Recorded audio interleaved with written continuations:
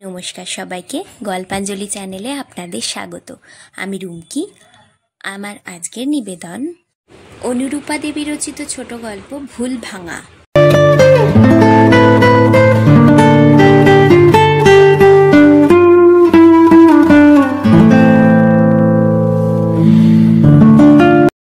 কতকটা মূলধন না রাখিয়া ব্যবসা করা যায় না, কিন্তু কাব্য উপলব্ধির শক্তি না থাকিলেও বাংলা মাসিকপত্রের সম্পাদকতা করা এতটুকু অসম্ভব নহে।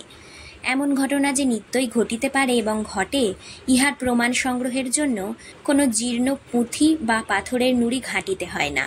তবে কথাটা শুনিতে একটু হেঁয়ালির মতোই ঠেকে।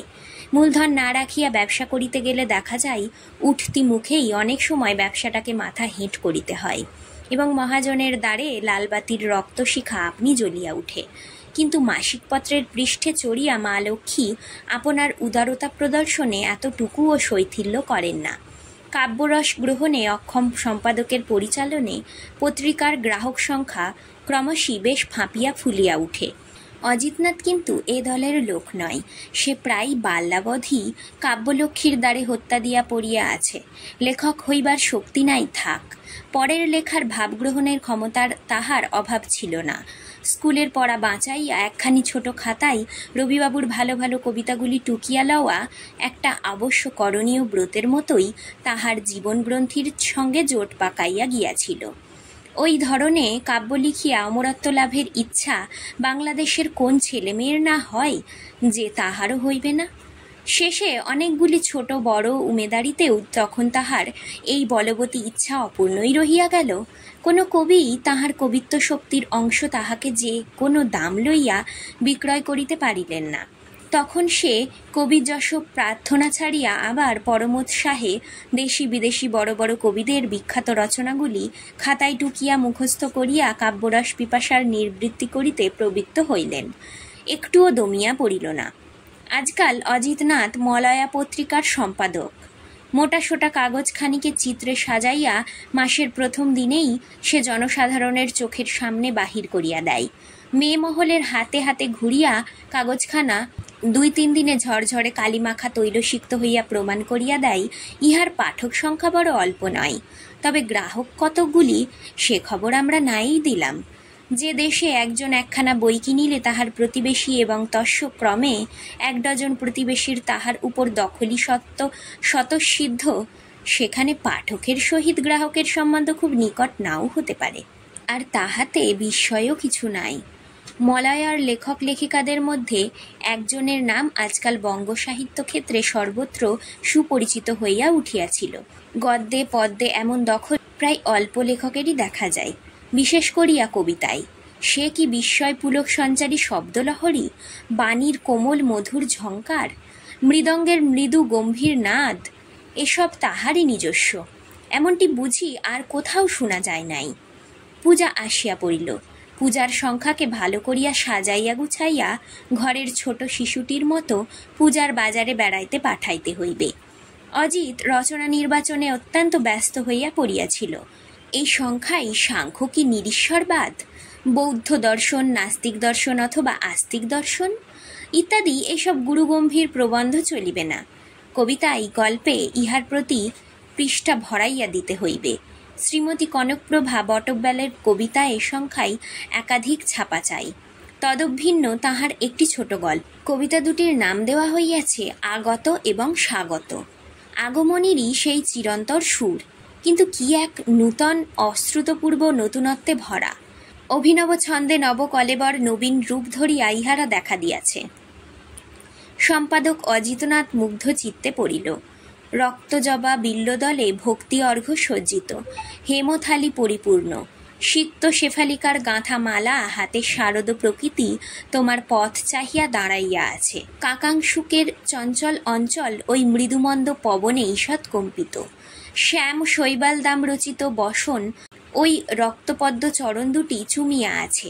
এসো মা, ওই উন্মুখ আবাহনের আহ্বান গীত রবে অম্বর আজ পরিপূরিত হইয়া উঠিয়াছে। সে গানের তালে তোমার ওই অভয় চরণ ফেলিয়া ভক্ত হৃদয় পদপুরী অধিষ্ঠিত হইতে এসো মা, এসো মা। বরাভয় দেয়নি বর ও অভয় দিতে এই ঋত স্বাস্থ্য ভগ্নপ্রায় বঙ্গবাসীর বঙ্গবাসে এসো মা। এমনি কত ভাবের আবেগে পরিপূর্ণ সেই আগমনীর গান, স্বাগতে ও সেই একই বীণার তারে বিভিন্ন মূর্ছনা। অজিতনাথের চিত্তবীণার তারে তারে সেই ঝঙ্কার রনিয়া উঠিতে লাগিল। কাকাংশুক পরিধৃতা শেফালি মাল্য ধৃত করা বক্তোৎপলদল শোভিত চরণা শারদ জ্যোৎস্না গঠিতা মূর্তি তাহার মানস নেত্রে উজ্জ্বল চিত্রে ফুটিয়া উঠিল। নবদুর্বাদলে জবার অর্ঘ্য রচিত, দশভুজা সিংহবাহিনীর অভয়বর বিতরণকারী চরণতলে ভক্তি বিগলিত স্থির দৃষ্টি সংস্থাপিত।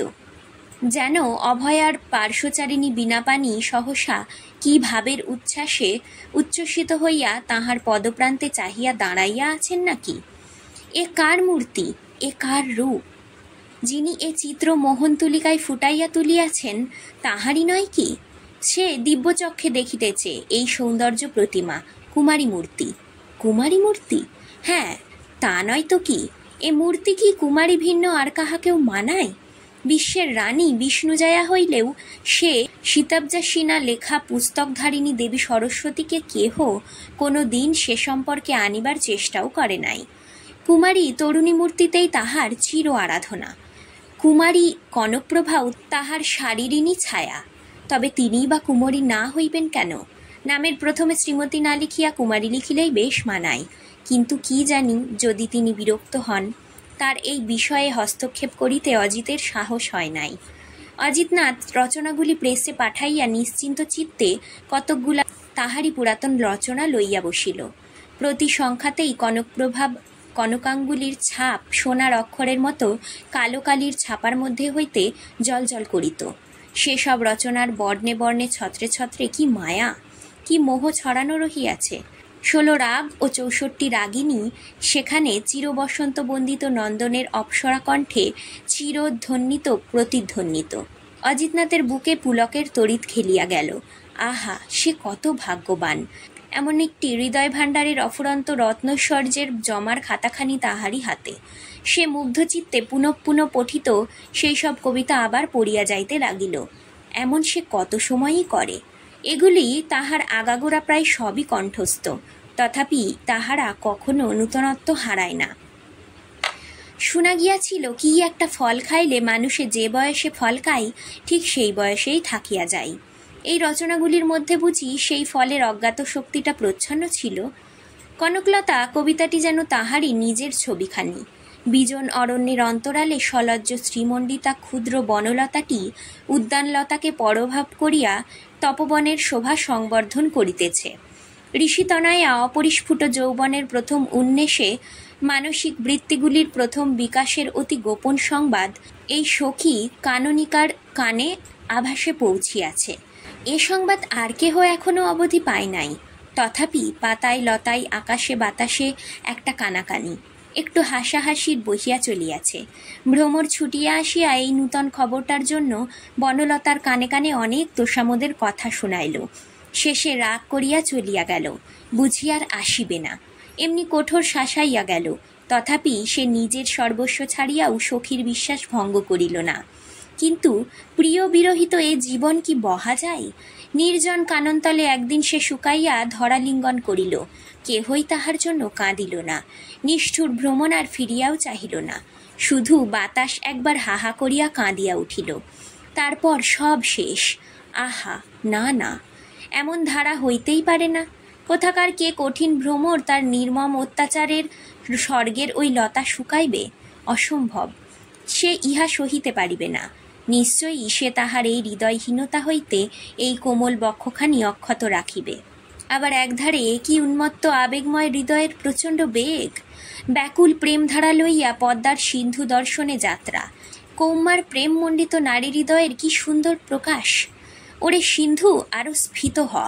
আজ কোনো হৃদয়ধারা লইয়া তোর ও লবণাক্ত ফেনিল তরঙ্গগুলার উন্মাদ নর্তককে শান্ত শীতল করিয়া ছুটিয়াছে। তুই তার কি বুঝিবি রে? ওরে উন্মাদ, ওরে আত্মহারা, ওরে বাতুল! অজিত নিজের মধ্যে একটা প্রবল আকর্ষণ অনুভব করিতেছিল। একটা কিছুকে কেন্দ্র করিয়া যেমন তাহার চারিদিক আবর্তন করিয়া ফেরাই জগতের ধর্ম, তেমনি তেমনি ওই কল্পনাময়ী নারীটিকে মাঝখানে রাখিয়া তাহার সহস্রা কল্পনা তাহাকে বেরিয়া বেরিয়া ঘুরিতেছিল। পদ্মের মধ্যটিতে মধুলোলুপ মৌমাছির মতো তাহার সারা চিত্ত ইহারি রচনার ইন্দ্রজালে আচ্ছন্ন আবদ্ধ। সে তাহার লেখিকার অমৃতময়ী রচনাকে তার মাসিকের প্রাণরূপে দেখিতে দেখিতে তাহার পরিসর বাড়াইয়া এখন নিজের সঙ্গে এমনি জড়াইয়া ফেলিয়াছে যে সহস্র ক্ষতি লোকসান সহিয়াও সে এখন এই কাগজখানাকে উঠাইয়া দিতে একান্তই অক্ষম। এজন্য লাঞ্ছনার ঝড় উঠিয়াছে। কন্যাদায়গ্রস্ত পিতৃবর্গের অভিশাপের সঙ্গে নিজের মা বাপের ক্রোধবহ্নিও ধোয়াইয়া উঠিতেছিল। কিন্তু অজিতের হৃদয় তখন কনকপ্রভার অবলম্বন চাহিয়া ব্যাকুল।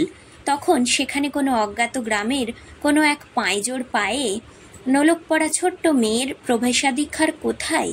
সে এই মানসীর সহস্তচিত্রিত আলেখ্যগুলির দিয়াই দিব্য নেত্রে তাহাকে দেখিতে পায়।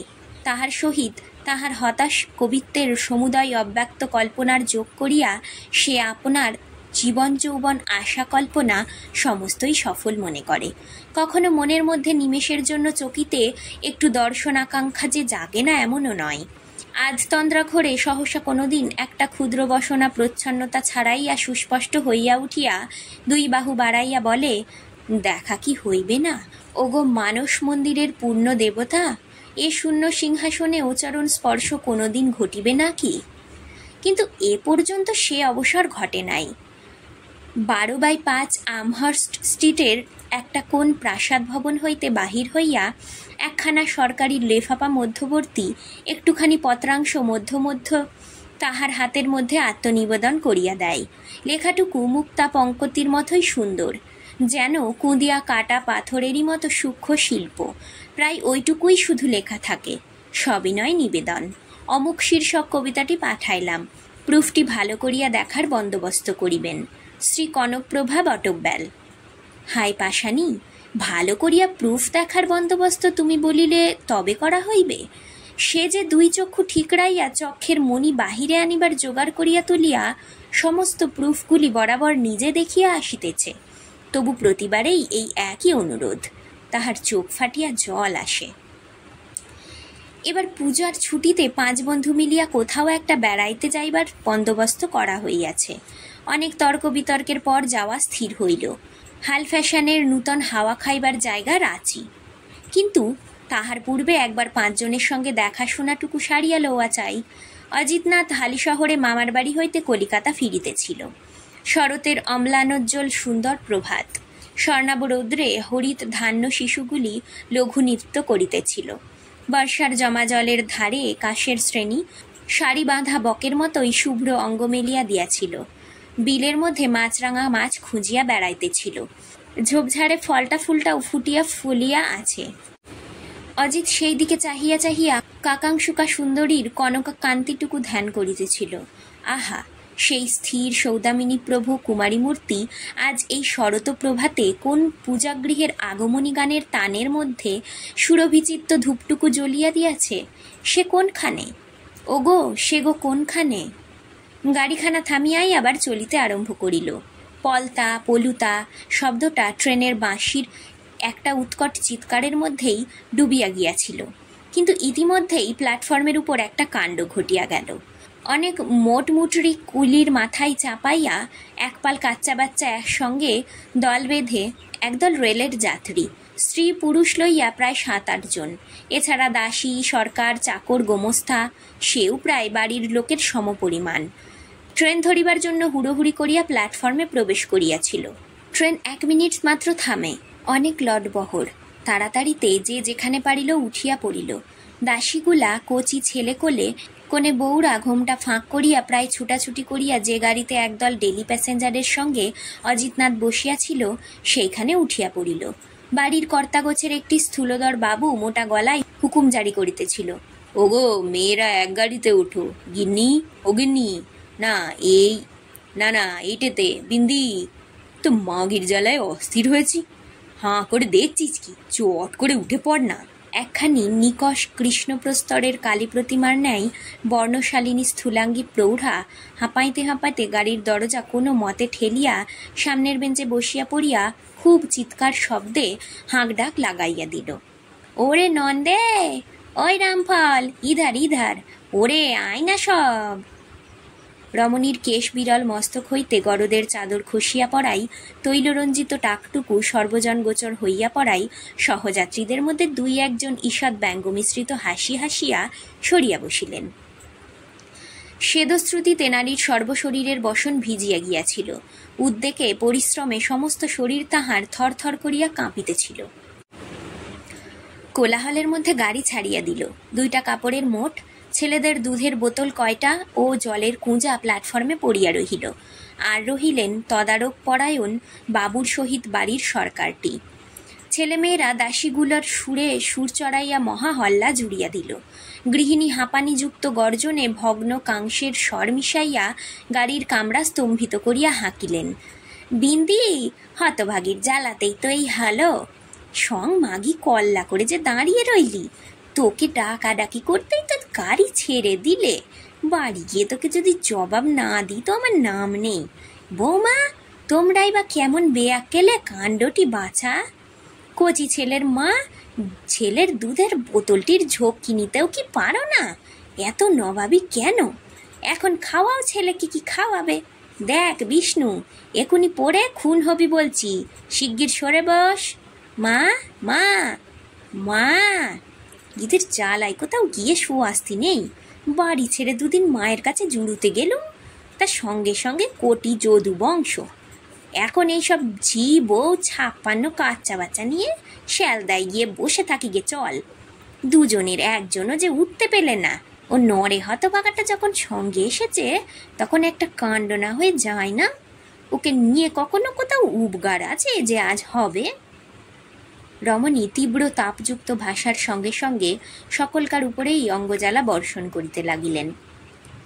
অজিতের মনে হইতেছিল এ যেন স্বয়ং মহিষাসুরমর্দিনী ভূমণ্ডলে অবতীর্ণা হইয়া পাষণ্ড দলনে আত্মসমর্পণ করিয়াছেন। একা তিনি ভিন্ন, এক্ষেত্রে সকল লোকেই কুড়ে অকর্মণ্য ও অনাবশ্যক বোঝা মাত্র।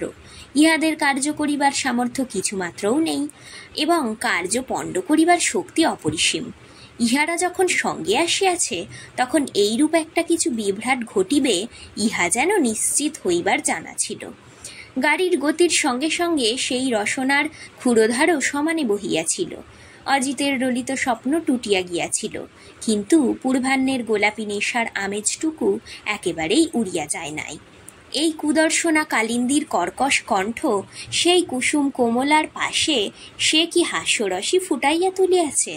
মনে মনে হাসিয়া কাছেরই একটি ছোট্ট ছেলেকে ডাকিয়া লইয়া তাহার সহিত আলাপ করিতে মনোযোগী হইল। ছেলেটির গায়ের রং ময়লা হইলেও মুখশ্রীটুকু বেশ, কথা কওয়া যায়। তোমার নাম কি খোকা? ষষ্ঠীপ্রসাদ। বাহ, বেশ নাম তো। ভালো নাম জ্যোতিরিন্দ্র। ও, বাড়ি কোনখানে? ছেলেটি লজেন্সগুলি মুখে পুড়িয়া এগালে ওগালে লইয়া নাড়িতেছিল। একদিক ভারী করিয়া গম্ভীর স্বরে উত্তর দিল, কলকাতা। কলকাতা? কলকাতার কোনখানে? আমাদের বাড়ি আমহার্স্টে। নীল আকাশের বুক চিরিয়া বিনা মেঘে বিদ্যুৎ খেলিলে চাতক যেমন ঊর্ধ্বে চাহে, অজিত তেমন করিয়াই চাহিল। কত নম্বর? তোমাদের নম্বরটি কত? নম্বর কাকে বলে জানো তো? জানি, 12/5 নম্বর। রামগিরির যক্ষ প্রথম আষাঢ়ের মেঘকে কুটজ কুসুমের অর্ঘ্য দিয়া স্বাগত জানাইয়াছিলেন। ওরে দুর্ভাগা অজিত, তুই এ কোমলকান্তি শিশু দুধটিকে কি দিবি? পকেটে একখানা পকেট বুক ও একটি মনি ব্যাগে 2-4টি টাকা। সর্বশরীরের পুলক রোমাঞ্চ বোধ করিয়া কম্পিত কণ্ঠ মৃদুতর করিবার চেষ্টা করিতে করিতে সে জিজ্ঞাসা করিয়া ফেলিল, কুমারী কনকপ্রভা সেই বাড়িতেই থাকেন বুঝি? তিনি মলয়া কাগজে লেখেন না? ছেলেটি ঘাড় নাড়িয়া খুব গাম্ভীর্যের সহিত করিল, হ্যাঁ, লেখেনি তো। একটা বইও ছাপা হয়েছে যে, আপনি দেখেছেন? হ্যাঁ, দেখেছি বই কি। তিনি বুঝি বাড়িতে আছেন? বাড়িতে পুজো হয় বুঝি, তাই তিনি পুজোর আয়োজনে ব্যস্ত আছেন। তোমার দিদি? না, তিনি তোমার দিদি হবেন কি করে? তবে খুড়তুতো কিনা। অজিত একটু থামিল। হঠাৎ সে কি বলিয়া ফেলিতেছিল? এই কালো কুচকুচে ছেলেটির সেই বাণী নিন্দিতা সুন্দরী দিদি, সেও কি কখনো সম্ভব? সে পাগল নাকি? ছেলেটি ভালো বুঝিল না। সে হাসি হাসি মুখে চোখ তুলিয়া অদূরবর্তিনী রোষ ক্ষুব্ধা প্রৌঢ়ার দিকে আঙুল তুলিয়া দেখাইয়া কহিল, ওই যে আমার ঠাকুমা এসেছেন, উনি তো লেখেন, ওরই তো নাম কনকপ্রভা। ইঞ্জিনের সব ধোঁয়াটা কেমন করিয়া কামরার মধ্যে ঢুকিয়া পড়িল। অজিতের চোখ কড়কড় করিয়া উঠিল। বহুক্ষণ চক্ষু রগড়াইয়া সে যখন আবার চাহিতে লাগিল, তখন তাহার মনে হইল সমস্ত আলোকোজ্জ্বল বাহিরটাই যেন এক নিমেষে কালিমাখা হইয়া গিয়াছে।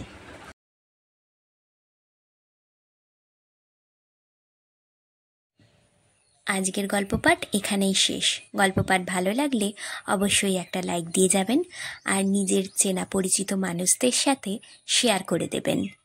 আর আজ যারা নতুন আমার চ্যানেলে, অবশ্যই সাবস্ক্রাইব করবেন। আপনার একটি সাবস্ক্রিপশান আমাকে আরও অনেক নতুন গল্প পড়তে অনুপ্রেরণা যোগাবে।